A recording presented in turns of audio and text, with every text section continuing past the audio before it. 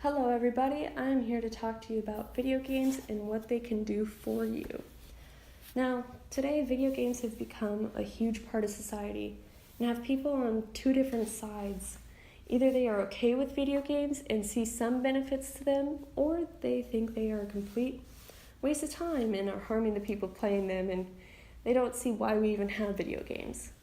So, let's look at the game being played on the screen and break it down to kind of give you an idea of what's going on and show you how this game works. The game that is playing on the screen is called Tom Clancy's Rainbow Siege. In this game, the player chooses a character and goes in with a team to defeat the other team by completing their own objective. The player is either on the terrorist team or the SWAT team. The terrorists are either protecting the bombs or keeping the hostage that is in there away from the SWATs, while the SWAT team is trying to defuse the bomb or trying to help the hostage escape safely. Now, in this game, both teams end up having one of the same objectives if the time is still going and they don't want to wait for 2 to 3 minutes. Now, the similar objective is to eliminate the other team, and once the other team is eliminated, then they win. To achieve these objectives, though, the player must have quick reaction time and to think on their feet such as if their first plan does not work, and then they have to come up with something else in order to defeat the player that they're going against. They also must work with their teammates on such as what they should do, like if they should split up and scatter around to see where everything is, or if they should stick together so that way they don't die one by one. When looking at this game here, though, some may say video games are a problem. They're being overplayed and harming the player's eyesight and making them more aggressive due to the violence that occurs in this game.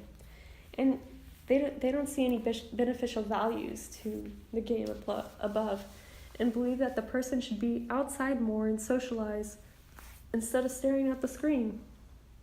These claims are true to the point where overplayed video games can actually harm the player. Video games can also sometimes become addictive for a person who wants to achieve all the goals as soon as possible and play for hours on end, and the person never goes outside, and then their body begins to suffer. Now, on the other hand, looking at the game being played on the screen, scientists have proven that these type of action games have actually benefits for the players. One way the games benefit players is by giving them something to talk about with friends, giving them that social aspect. This is because of how big video games have become in society. People are able to talk about the games that they enjoy, dislike, or excited to see because there's so many trailers out right now.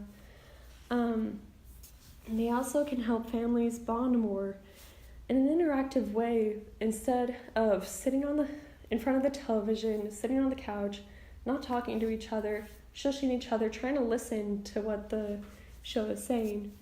Well, if they were playing a game, they could be laughing, having fun, not worrying about what it says, and just have a good time and interact with one another. Now that we see the social benefits, let's take a look at the neurological benefits. When playing action games, such as the one being played now, the brain is using areas that use memory, fine motor skills, and strategic planning. There was actually a study done where people were asked to play Super Mario Bros. For 30 minutes a day for 2 months. That would be great. The results showed a growth in gray matter in these areas, the memory, fine motor skills, and strategic planning. This information I got from AsapSCIENCE on YouTube. And then I moved on to TED Talk, where I found this woman who is a brain scientist, and her name is Daphne. She studies on how the brain adapts to changes in experience. She studied how video games affect the brain, of course.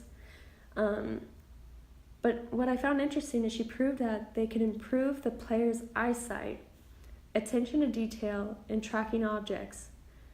She also explains how this is all, again, with moderate play.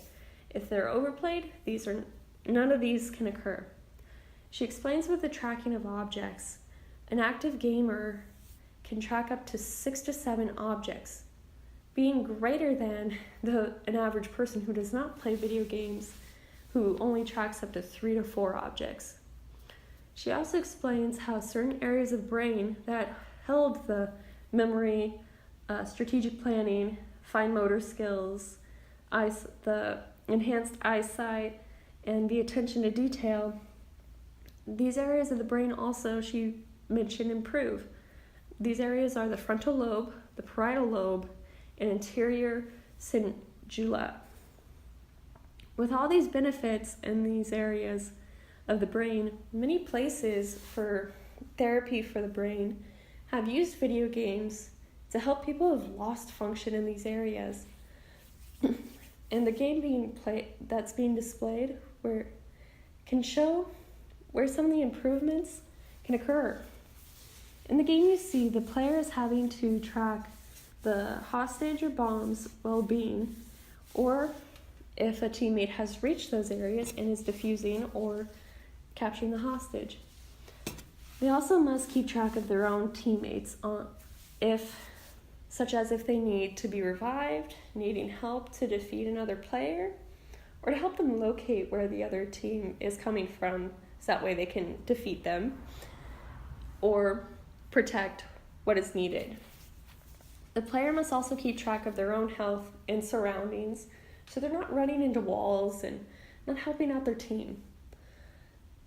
During this, their hands are also having to press the right buttons at the right time while moving the character, shooting at the enemy, tracking where their enemy went, and keeping an eye out for the enemy's teammates. This is where the attention to detail and fine motor skills come into play.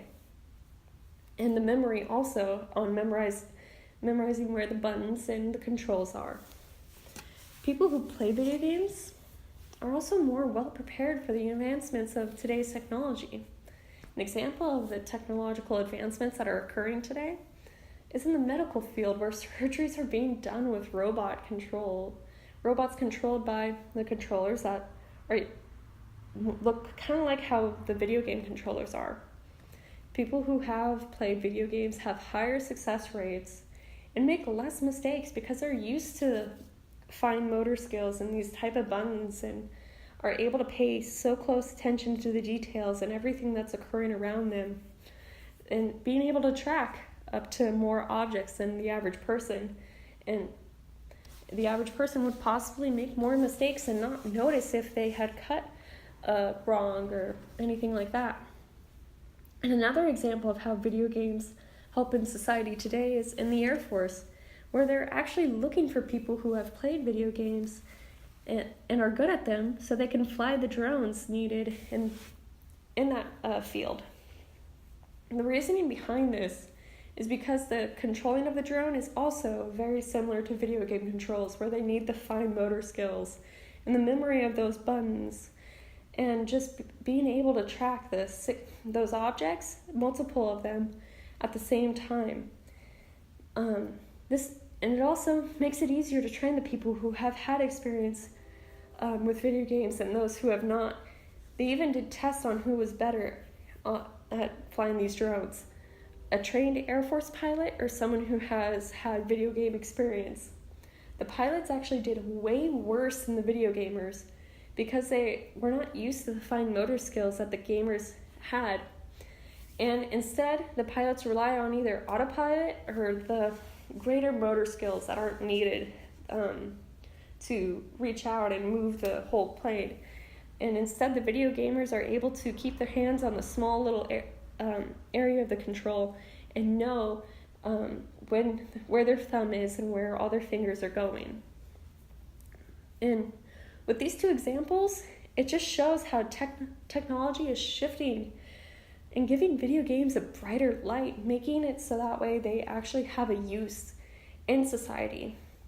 And it also shows how people are connecting more in a different way and how it helps them with their brain, and also the elderly where they need help on memory and the fine motor skills and building these areas. And it just shows that video games are there to help and not to harm.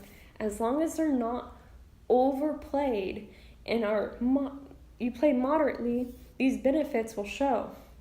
And also, let's be honest, everyone enjoys a good game at the end of the day where they could come home and just, either if they want to wind down or bond with family in an interactive way. So thank you for listening and have a great rest of your day. Goodbye.